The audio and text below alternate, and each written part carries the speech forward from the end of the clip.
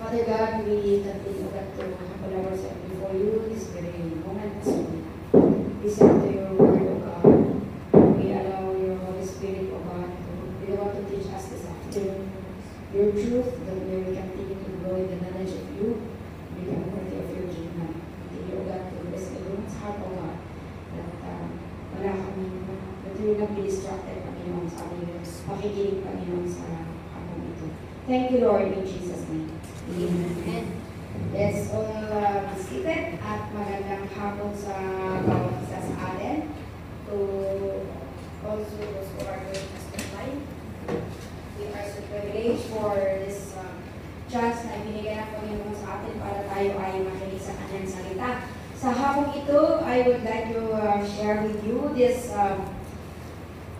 message na actually every Bible study or every sharing na babanggit ito, becoming more like Christ.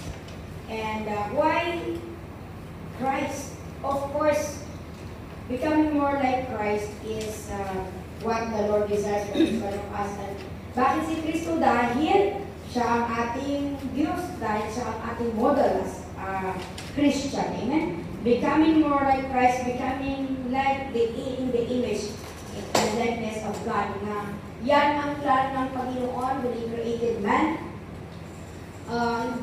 It is specific na sa nung linikha ng Panginoon ang kanyang ang lahat, no? Specific po ang sinabi niya, let us make man in our own likeness and in our own image. And that is the original plan of God for man, and that's why bakit becoming more like Christ? Because of course kung tayo ay tumanggap sa Panginoon, tayo na nandyan na yung na tayo ay hindi biglaang binago ng Panginoon, but as we know Him, He continue to make us become like Him. No? So, kung wala si Kristo sa ating buhay, kahit na nag-a-attend ka sa isang Christian activity, you do not become like Christ. Nobody can make us like God except Christ, except God. So, becoming more like Christ, kailangan first is we have to have faith in God. Of course, kung sino mang sinasamba mo, that's why may kasabihan na sabi niya, tell me your friends and I will tell you who you are. Kung sino ang palagi mong kasama, siya ang nag-i-influence sa buhay mo. Kaya kung sino ang pinanampalatayanan mo, kung anong pinanampalatayanan mo, yan din ang mag-flow at mag-i-influence sa buhay mo. So, becoming more like Christ, if we say that we are Christians, our goal is to become more like Him. Amen. Hallelujah. So, yan ang ating pag-aaralan sa hapong ito, becoming more like Christ. I know lang na every Christian desires, every believers of Jesus Christ desire to become more like Him. Hallelujah. So, it is, even the Lord actually, it is hindi lang tayo, but it is the desire of God for each one of us. In Romans 8:29, basahin natin sa Romans 8, chapter 8, verse 29. For those God foreknew, He also predestined. Wow! He also predestined. From before He created, before na linika tayo, He already planned that we will be in conformity to the likeness of His Son. O, diba? Kaya nga nung doon sa Genesis, sabi niya, pinaplano pa nila, hindi pa nila nilikha ang tao, sabi niya, let us make man in our image and likeness. It is the plan and the desire of God that we, His people that He will create, will be in conformity to the likeness of His Son. And we know that Jesus Christ is the,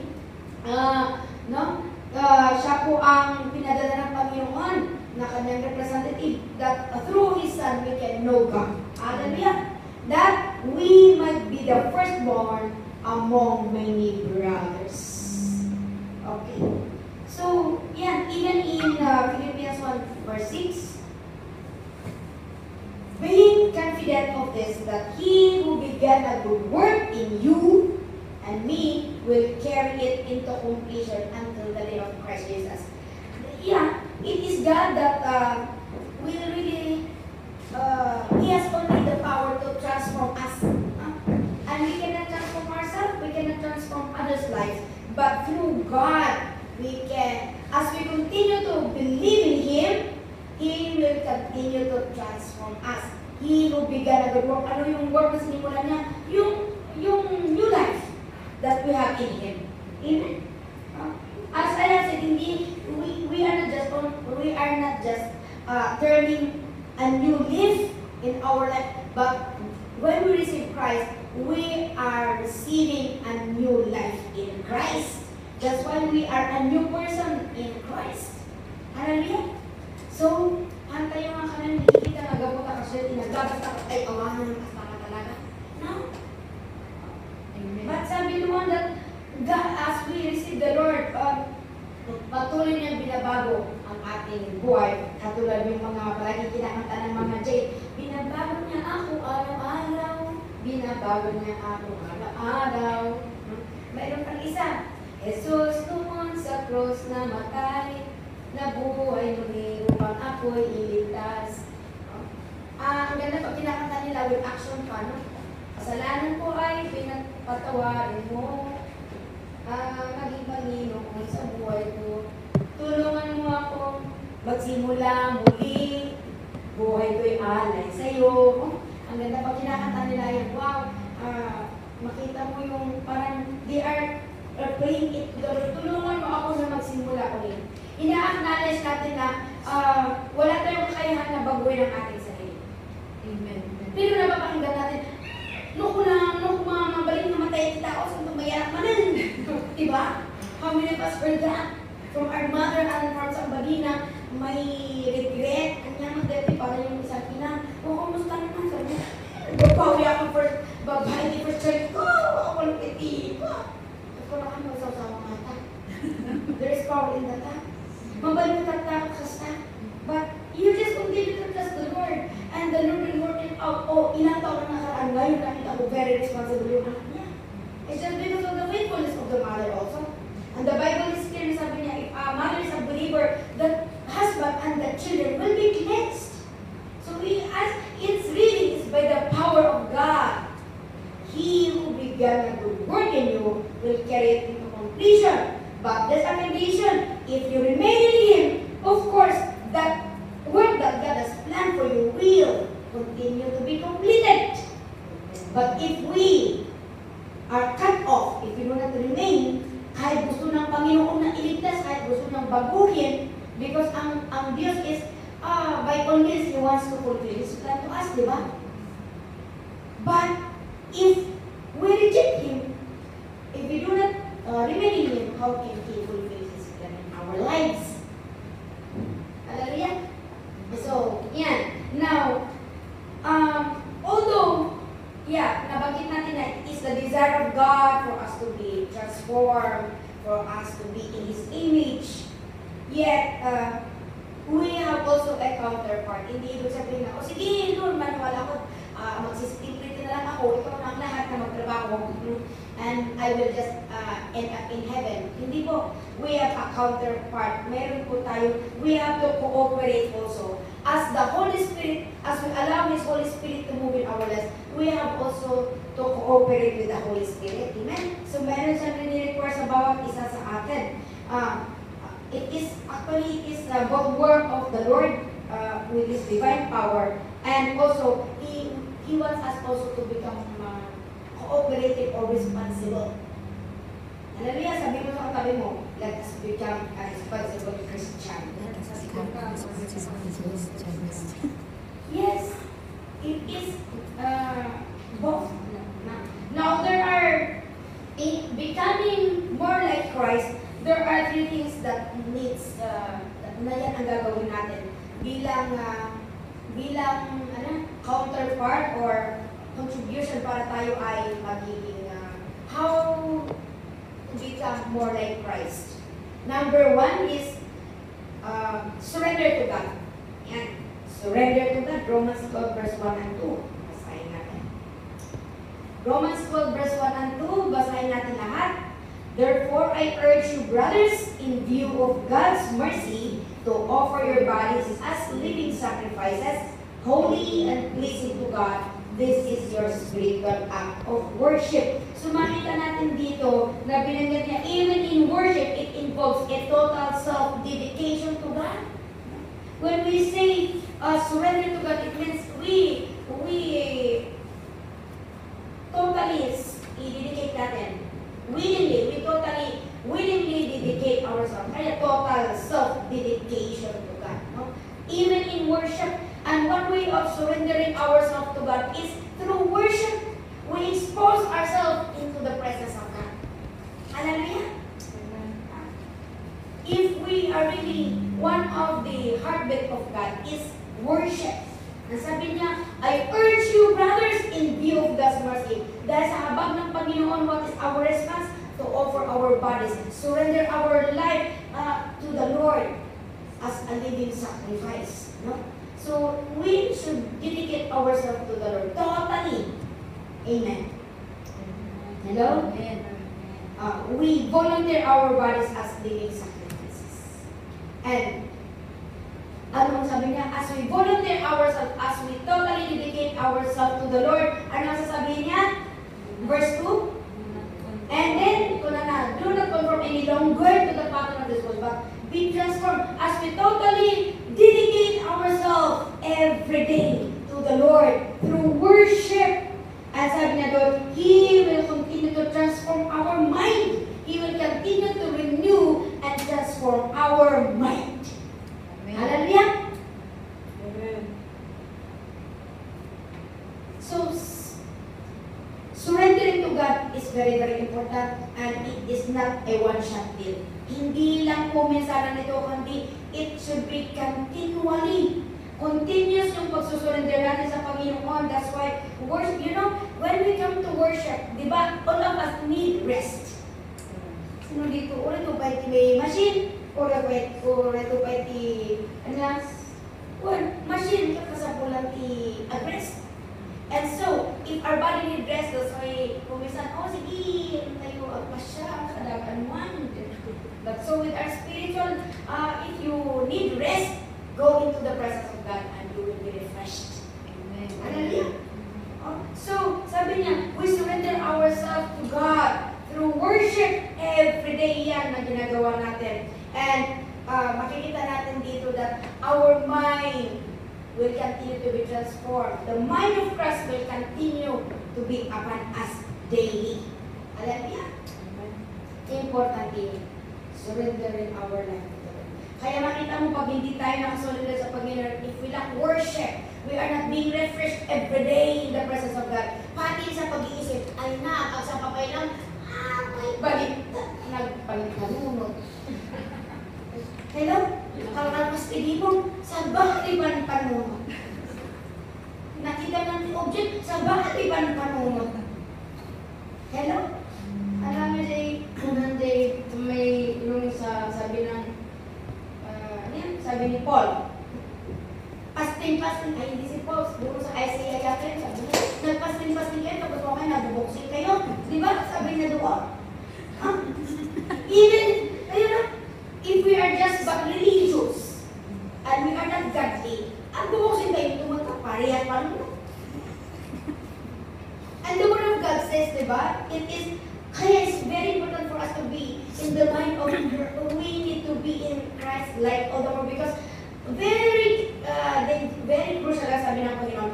Not only those who say, not anyone who says to me, Lord, Lord, will enter the kingdom of God, but only he who does the will of God. If you read it in NLT, yung Matthew 7:21, can we just go there first? No. Hindi lang yung isip kasi, we have to really be in the image and likeness of God. Sabi niya, okay, Matthew 7:21, lahat tayo, basahin natin ang NLT version yun. Minsan na maganda na hanapin yung isang verse, basahin mo sa lahat ng verses, ng version. Ay naku, nagayong NLT. NLT. Gaminin na. O, sige. Okay, sige nga, basahin natin. Not only people who sound religious are really godly. They may refer to me as Lord, but they still won't enter the kingdom of heaven. The decisive issue is whether they obey my Father in heaven. So yan, even if, sabi niya, they say Lord, Lord, but their mind is not yet Christ-like. Walang transformation. They did not obey. They are not totally surrendered. They are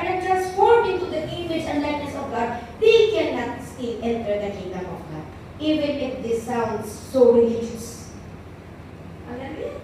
So, important talaga nga nakasurrender tayo. Ibig sabihin, we are totally dedicated to the Lord. Amen. Total surrendering is, and becoming more like Christ is the result of surrendering to God. Becoming more like Christ is the result of surrender to God. So, total self-dedication to God. Wow.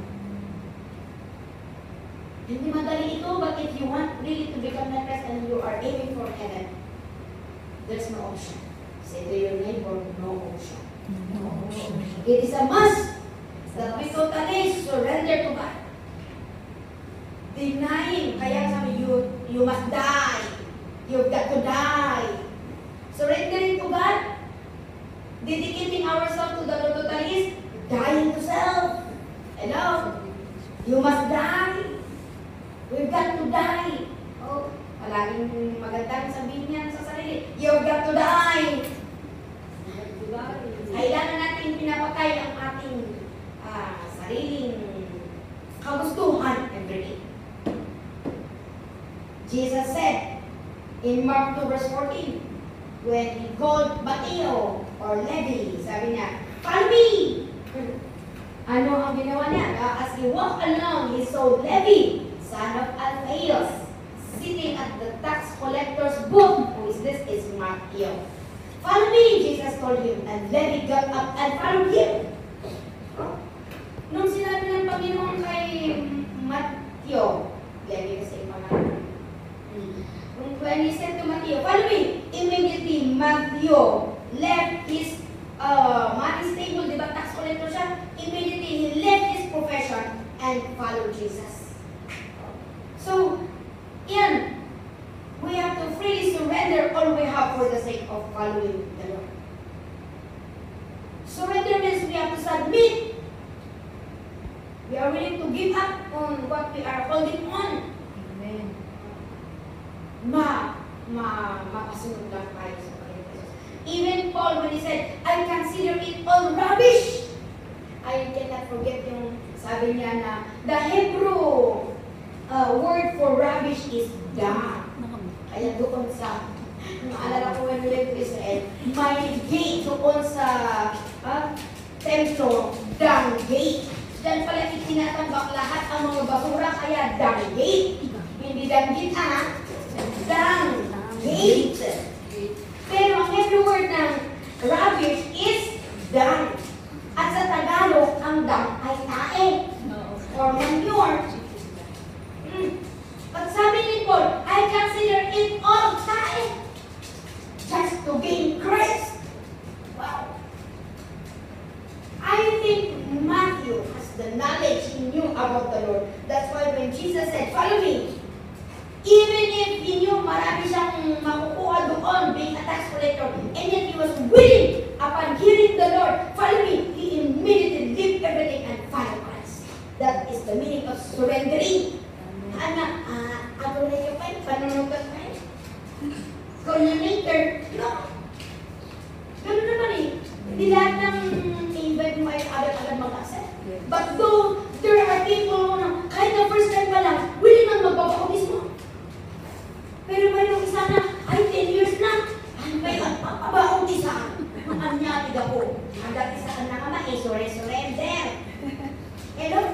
If you are totally decided, kahit first time mo pa lang, you are willing to give up just to follow Christ. So, yan. That is what happened to Mateo. And so, freely, we surrender all we have for the sake of following Christ. Minsan nakakatungtong kapatid, wait, nang problema sa visa niya. Talaga sigurong tapos na visa ko, hindi pa. Baka, malay mo, baka kinuklot ang Panginoon yung visa mo. Talaga, para mag-hotel ka na. Baka audible voice ng Panginoon yan. Hindi pa, sabi, wala namang, I was just encouraging her na mag-hotel kasi nakita ko sa kanya, gusto na niya maglingkod. Ano ba, natin mo may surrender, nag-asawa ka pa?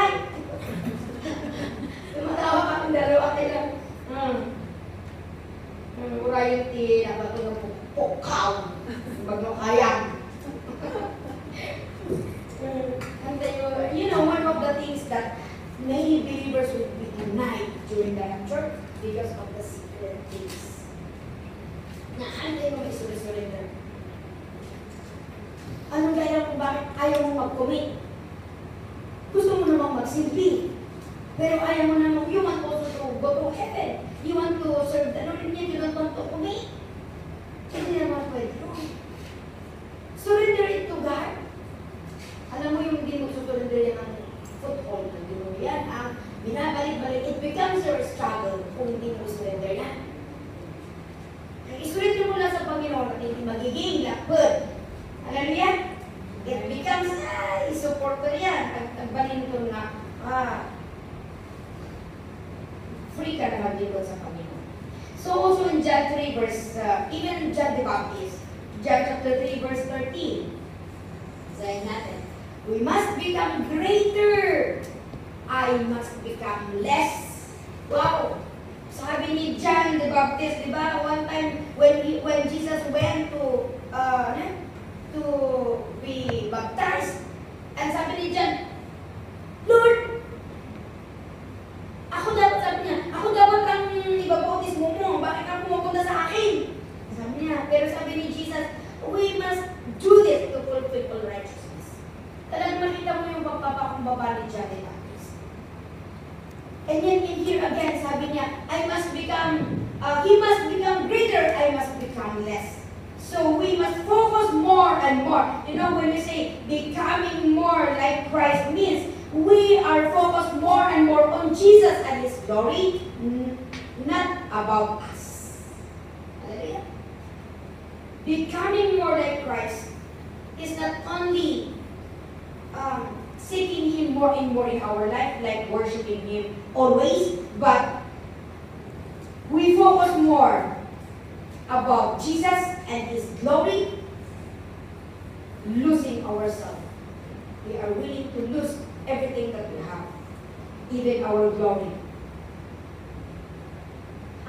There is a verse na binasa ko na, was it in Ephesians chapter 2 verse 10? Can you please flash that? Ephesians chapter 2 verse 10.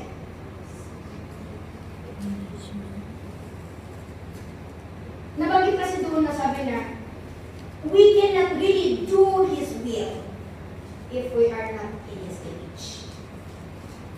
Kung hindi natin talaga, kasi hindi mo maintindihan ang kalooban ng Panginoon unless you have the mind of Christ. For we are God's workmanship created in Christ likeness.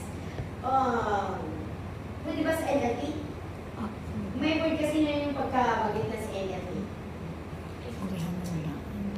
For we are God's masterpiece.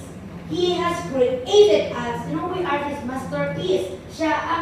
He designed us according to His purpose and likeness. Hello? He has created us anew in Christ Jesus. We become spiritual people so that we can do the good things He planned for us long ago. So, hindi natin talaga siya magiging katrabaho. Hindi na tayo magiging katrabaho. Kung hindi tayo susunod sa Kanyang kalooban. Unless we are in His likeness and image, then we can be able to do the good things that He had planned for us a long time ago. Kahit gusto ng Panginoon nakatrabaho tayo. But if we are not in His image, wala. Kaya importante po mga kapatid, it's very, very important for us.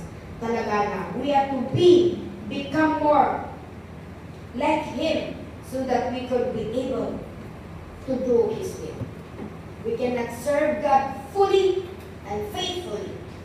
Precisely, we cannot really do His will in accordance, or we cannot, I always remember the term of the bishop, we cannot administer God's work. Oh, yeah. We cannot administer God's work. We cannot do His will. We cannot fulfill. Na? Ano yun ang nadaitin tayo tatak? If we, Obey. John 15:16. Finish, was it this time or last year? Finishing the work. Doing His will and finishing the work. We cannot really finish the work that God has planned for each one of us if we are not in His will. So, important din talaga. Isuma, sa atin, we cannot just get somebody to be used kahit na gifted siya if he is not yet discipled. Alam niyo yan? We need, even the disciples, di ba? Even the disciples, alam ng Panginoon professionals, alam ng Panginoon na may mga magagaling yung mga disciples, but He needed them to sit down to learn from Him for 3 years. Bago sila nag-minister. And when they minister, it's not all about them, it's all about what they have learned from Christ and who is Christ. Yan lang ang apostles' teachings. Hallelujah! When we involve ourselves in the ministry, we do not own the ministry. So we do not teach things that is not about Christ. Christ is, the ministry is, belongs to the Lord. And so everything na gagawin natin doon, it must be sa kalooban lamang ng owner of the ministry. Hallelujah! I hope na our place. That's why we surrender. That's how important surrender is. And if we are totally surrendered, we are also submitted to the will of God. Oh, I believe walang problema sa atin. Even sa leadership, walang maging problema. Even sa mga, hindi lang sa higher up mo, even sa mga subordinates mo, walang maging problema. Dahil if we are all surrendered to the Lord, and that should be our goal, that we all desire to become like Christ. Kahit may mga, there are times that we do not disagree, pero mas marami yung nag-a-agree tayo. Especially in building the kingdom of God. Hallelujah! Amen. Pag-isang tayo agree tayo dyan. Yes, we cannot really become in agreement in everything, like, because we have some different personalities. But when it comes to serving the Lord, we all agree. Mas marami yung nag-a-agree tayo, especially in building the kingdom of God. Hindi sa pagkain, ang okay dito, kaya naman nag-a-agree dito, okay lang. Pero sa pamamalakad at sa lahat, mas marami yung nag-a-agree tayo. Kaya importante we have the mind of Christ. Amen. Praise the Lord. Amen. Hallelujah. Even sa evangelism, if we are more in the image of Christ, when we go out, it's no longer us to be seen, but it's the glory of God. Amen. Number 2, becoming more, okay. Number 2 is, what shall we do to become more like Christ? Sabi doon, freedom from sin. Or in other words, Romans 6 verse 11, dead to sin. Romans 6 verse 11. In the same way, count yourselves dead to sin. That's why when you baptize somebody, we are going to bury you. The old has gone, the new has come. Di ba? Dead to sin, but alive to God in Christ Jesus. Ibig sabihin, we live a life of purity. Freedom from sin, dead to sin, or living in purity. Even in Ephesians, mahaba yung Romans 6 verse 1 to 14. Ituloy na yan. Assignment natin yan. Basahin nyo hanggang, dyan pala tayo. Ituloy natin na lang hanggang 14 muna bago tayo pumunta sa Ephesians. Please continue to, let us read in verse 12. Romans chapter 6 verse, yan, until 14. Therefore, since we are dead to sin, sabi niya, therefore, do not let sin reign in your mortal body. Huwag na natin, dahil patay na tayo sa kasalanan, sabi niya, huwag nating pagharingin ang kasalanan sa ating itong sarili. So that, ginagawa natin yung kagustuhan niya. Kaya pag napapansin natin na, yung gusto pa rin ng katawan natin ang sinusunod natin, patayin natin. Hello? Amen. Hello? Amen. Pag nakita mo, rundong sa mayon at ang dating pagkatao mo,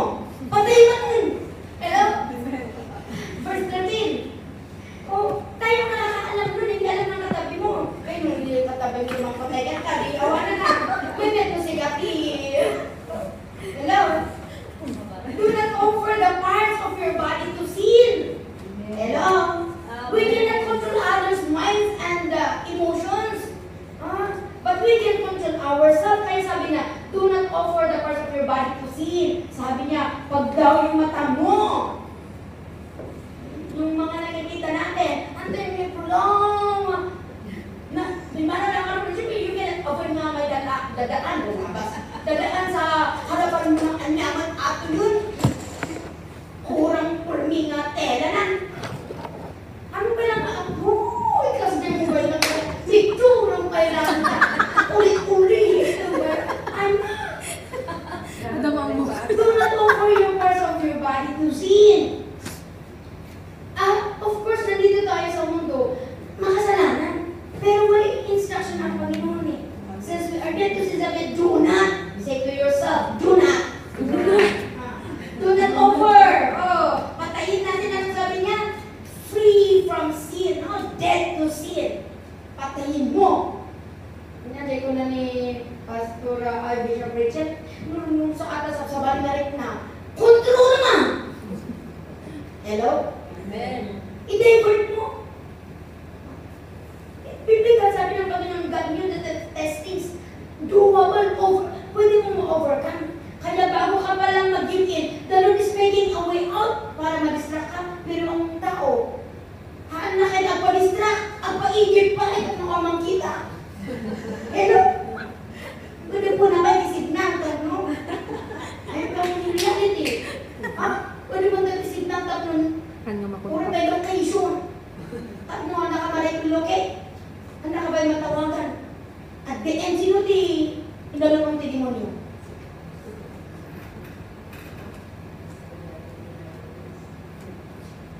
Sabi nga, do not offer the parts of your body to sin as instruments of wickedness. Instruments of wickedness. Palagi nating pinagpapasok ng demonyo. Nisitan namin, dito yung magpapaaraman. Diba? So, do not offer yourself as an instrument of wickedness. But rather offer yourselves to God. As those who have been, nung nabintas na ba, nag-regal na i-share. Nung wickedness, nagdaka na i-share. Talagang is really package. No? But rather offer yourselves to God as those who have been brought from death to life, and offer the parts of your body to Him as instruments of righteousness. Hallelujah. Let's promote righteousness instead of wickedness. Amen. If you know it's wicked, we do not promote it. Verse 14 is, for sin shall not be your master, because you are not under law but under grace. Since because of the mercy of God, na binasa natin kanina, that us just to worship God and be instrument of righteousness rather than wickedness. So becoming more like Christ is the result of freedom from sin. You cannot become like Christ and you continue to do wickedness at the same time. Hello? Ang kamabalin na kasama yung papaagas, kaya mo na baka tinuktok at kuna na hanggang na mabalin ng mga tikwa o atan adayon ni Aimon. Sinabi niya lahat, kung gusto mo, okay, binigyan ka ng gamot, sige, pagpagpag ka, mga kalata mo, hindi ibabawal na. Di ba gano'n ang nangyari? How can, sabi niya, we are, also, because of the mercy of God, this is the grace period where God is so gracious and so patient with us. The time will come when the rapture comes, the grace period will end. When the Holy Spirit will be taken back to heaven, to the even the saints and the believers will be taken, will be raptured, and the Holy Spirit will be taken. Ano na maiiwan ko? Hindi na grace ng Panginoon. Kaya huwag natin abusuhin ng grace ng Panginoon. Amen. Sabi doon, let us not, huwag nating abusuhin na, siyempre, binigyan ka ng chance ang Panginoon, hindi ka pinalo. O, di ba na pinalo, sige datan. So, becoming more like Christ is a result of freedom from sin. Ephesians 4 verse 24.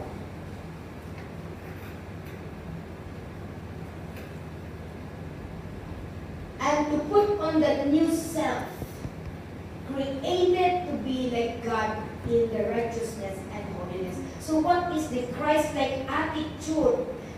Ano yung Christ-likeness na gusto na makita ng Panginoon na ma-develop sa atin? It's, sabi na doon, righteousness and holiness and purity. We have to live in purity. We have to pursue righteousness and holiness, for without holiness, we cannot see the Lord. For without holiness, no one will be blessed. The presence of God will not move. The presence of God, He will not give us His presence if we live in sin. But if we live in purity, the presence of God will stay. Jesus invites us to follow Him. And we have examples. How do we follow Him? Sabi doon sa John 15 verse 10, He is calling us to obey Him. If you obey my commands, you will remain in my love, just as I have obeyed my Father's commands and remain in His love. So, He is calling us, when we talk about Christ-likeness, being free from sin, ibig sabihin we have to maintain our obedience. Obedience is walking in righteousness. Alam niyo yan? Amen. Another na nabanggit dyan is to remain also in His love. So, one way of being in Christ's life is we have to continue to have that sacrificial love. Yung love na talagang nung naplano ka, hindi ako Diyos, you love everyone. Amen. Sacrificial love. You can read that also in John 15 verse 1 to 13. My command is this, love each other as I have loved you. Instead of living in hatred, we are free from sin already. Now, we are learning about sacrificial love. Greater love has no one than this. He laid down His life for His friends. Diba? Si Jesus, He laid down His life for us. So, as we also, we are free from that, we also have that sacrificial love. We are willing to lay down ourselves. We are willing to sacrifice for the sake, para lang yung mga ibang tao ay makilala nila ang Panginoon. Hallelujah! Amen. Kaya tayo mga sacrificial. We went to Makuchan yesterday. And wow, sa park sila. Tapos, ang galing ni Lord. Sabi nila may bagyo, pero hindi nagbagyo. Tapos makulit mo, hindi kami masyadong nainitan. Tapos, okay lang mo ang berber mo. Katugaw ka ng gusto. Gramon ka ron. Lagi dyan kakabang yung nagatan ng pagtugaw. Ano mga church na ang tugawan? Tapos hindi ka pwedeng mag-post dahil may gwardiya. Pero kinuha nila yung mabibigat na clip para clip nila dito, clip nila doon, tapos ipaigda na diyan na may tayang. Uli at nakashare kami namin. Di ba, burgot, dapat makashare ka na kami dyan, floor. Pero walang nagreklamo. Lahat ay masaya. May gwardiya na, kami na kami. Sabi ba sa ito, say something. Kung ano tatakder na kasi abay niyo. Pwede nung tala kami mga pinasalon. Say something lang. But because of the love, you are willing to sacrifice. Amen. You are willing to be stretched from your comfort zone. Amen. Hallelujah! Just to please the Master.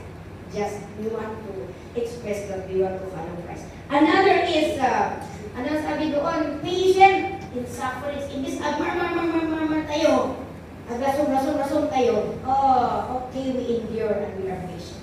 That is one way. If you are free indeed from sin, wala nang marmarin na palitan ng patience. Alam niya? Amen. Di ka napulot sa interno. Diba? Ano sa tayo? May medyo agree that tayo katakasama. Nag-jay forever na rin. Hallelujah! Amen. We also have that example, even the apostles na they model Christ in their life. 1 Corinthians 11 verse 1.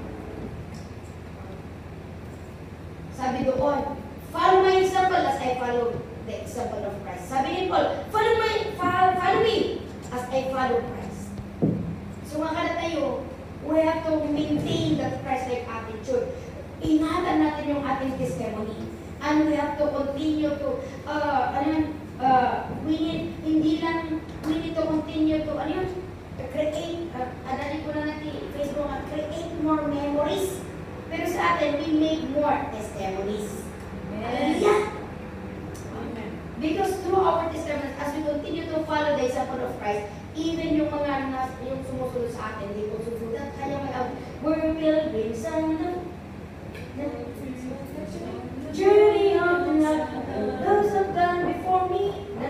Yung mga sinusunod natin at sumusunod sa atin, kung ano nakikita nila sa atin, yan din ang gagawin nila.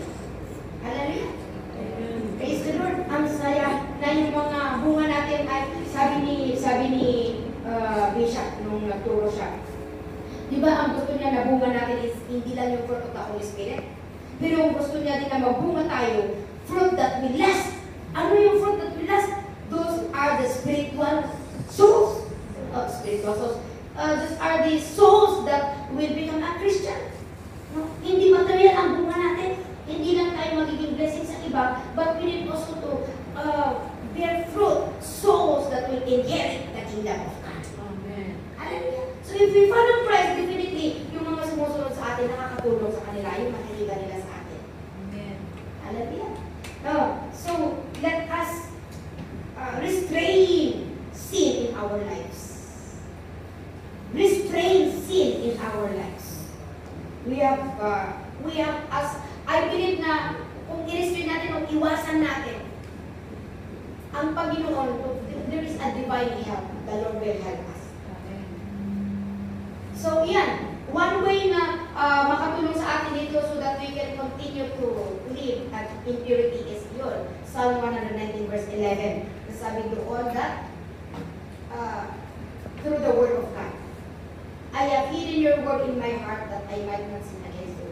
Truly, there is only one book that can transform our lives. Is the word of God. The rest, supplementary lang po. Other godly books are supplementary, but there is only one book that will really transform our life is the word of God. Kaya sabi doon na, let us continue to read the word of God because it will continue to purify us. Amen. Another Romans is verse, you can read that. And also, not only the word of God, but the Lord says, I will go up there and I will intercede for you. Hallelujah! So, hindi ka nag-iisa. Sometimes, natitisin tayo, we're about to get into our old self. Pero sabi doon, Jesus is there, interceding for each one of us. Kaya pag nandyan yung malapit ako bumigay. Ikaw lang ang Lord. Mag-pray ka, and the Lord is going to help you. Amen? Another is yung indwelling presence of God in our life, the Holy Spirit. Romans 8 verse 4 and Galatians 5:16. Ano sabi na doon? Be filled with the Holy Spirit more and more so that you will not gratify the desires of the flesh. The moment that the Holy Spirit is not with us, we become wild. Kaya, be filled with the Holy Spirit. No? Galatians 5:16, you can read that also in Galatians 5:16. Live by the Spirit, and you will not gratify the desires of the sinful nature. Parang sinabi niya, pag Kristiyano ka na, agad ka na Kristiyano. Amen. Hallelujah. Amen. Nung nasawa ka, agad ka na nasawa, balbalasan, parang gano'n. Diba? O diba, gano'n?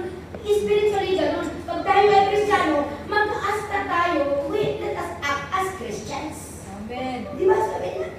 Live by the Spirit.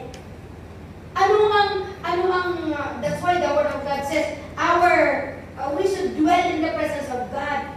Kasi kung mawawalan tayo sa presensya ng Panginoon, mawawalan yung spirituality natin. Just like the water, I water the fish. When you remove it from the fish, habitat na yung water eh. Pagtatanggalin mo doon, mawawalan, mamamatay siya. So with us, kung mawawala nga tayo, if we do not continue to be in the presence of God, definitely, ano mangyayari sa atin? Sabi niya, if we do not dwell in the presence of God, we do not walk with God day by day, we will all drop, yung the desires of the sinful nature. Grabe.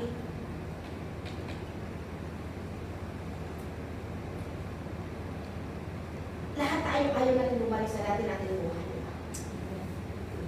There's only one escape, to live by the Spirit. So, ulitin ko yung number 2, becoming more like Christ is the result of freedom from sin. Para hindi bumalik yung desires of the flesh, put yourself in the center of God's will. Be in the presence of God all the time. Number 3, becoming more like Christ. Ano ang pangatlo? Christian Growth. Christian growth. Christian growth. Nung tayo ay niligtas ng Panginoon, of course, immature pa yung wisdom natin, yung knowledge natin, yung mga experience natin, kunti pa ang experience natin sa grace ng Panginoon at sa love ng Panginoon. But then, nung tayo na ay tumatagal at nag-grow na tayo, nagiging strong na tayo. Nagiging natuto na tayo. Kaya hindi na yung dating level ng pagsisilbi natin na immature. Ngayon, now we are maturing. Amen? As we come to know more about Him, the love of God ay nag-increase sa ating buhay. The wisdom that comes from God is nag-increase din sa ating buhay. Grow. Kaya sabi na, 2 Peter chapter 3 verse 18. 2 Peter chapter 3 verse 18. Sabi niya, but grow in the grace and knowledge of our Lord and Savior Jesus Christ. To Him be glory both now and forever. Pero akong, nabso nyo ba? It's your choice. If you allow the Holy Spirit to lead you, or yung gusto mo pa rin ang masusunod kaya matagal na Christian. If you allow the Holy Spirit, no matter how strong-willed you are, matututo kang maging patient. Matututo kang malumanin na magsalita. Kung gusto mo. Mahirap gawin, but if the Holy Spirit is there, nakakayanan. Hallelujah. Amen. So, ganun. As sabi niya, grow in the grace. As we humble ourselves before the Lord, all the more, the presence of God will increase in our life. Wow! Madali pala. Madali lang. So, may the Lord make, 1 Thessalonians 3 verse 12.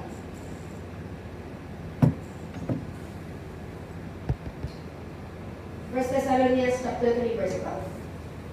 May the Lord make your love increase and overflow for each other. See? Sabi niya, first, may the Lord make your love. Tayo muna ang dapat mapuno. Hello? Para kapag tayo ay napuno, we can be able to share the overflow to others. Hallelujah! Amen. We have to be filled first with the love of God. So that, and the overflow, of course, may share mo yung overflow. It will overflow from each other and from everyone else, just as ours does for you. So mga kapatid, sabi doon, let us continue to grow so that we could be able also to disciple others. We can be able to help others. So right now, God works in us. So habang nagtatrabaho ang Panginoon, let us also do our part. Let us continue to be surrendered, continue to be totally dedicated. Dedicate yourself to the Lord every day, and let us continue, ano yung number 2? Let us continue to Free from live in sin. purity or free from sin. Huwag tayong, dead to sin, patayin natin. Pag nagigising yung natin pagkatao, patayin natin. Let us continue to live in righteousness. And then number 3, let us continue to grow. No? Let us every day desire to grow more and more. No? Allow God, let us ask God to continue to transform us more and more in His likeness and ever increasing glory. Sana ang palagi natin pinapunta every day, Lord, I want to see your glory in me. Hallelujah. Amen. And if you desire to see the glory of the angel, it will lead you to really follow the life of Christ. So, let us read our last verse in 1 John chapter 3, verse 3. Maybe we can start from verse 2 until verse 3. Our last verse. Yes, dear friends, we are already God's children. And we cannot even imagine what we will be like when Christ returns. But we do know that when He comes, we will be like Him, for we will see Him as He really is. Sana yan ang goal natin. And all who believe this, will keep themselves pure, just as Christ is pure. Sabi niya, sana yan ang ating passion. That should be our goal. Na sana sa pagdating ng Panginoon, madagdagan niya tayo na kawanis niya. Hallelujah!